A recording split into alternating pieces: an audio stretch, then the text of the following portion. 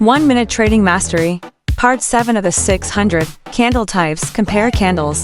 In the first 6 episodes, we saw the most important candlestick pattern types.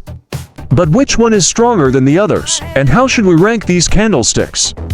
When we see these candlesticks in swing patterns, the order we should pay attention to is as follows: strongest, 1 mother bar and 4 kings and horseshoe, second place in Gulf and 3 candles, and third place 3 white soldiers and 3 black crows.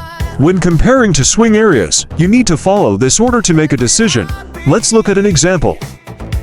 There's a mother bar at the top of the swing, and a triple candle at the bottom. Which one is stronger? Of course, the mother bar. In this case, we should expect the triple candle to break and the price to go even lower.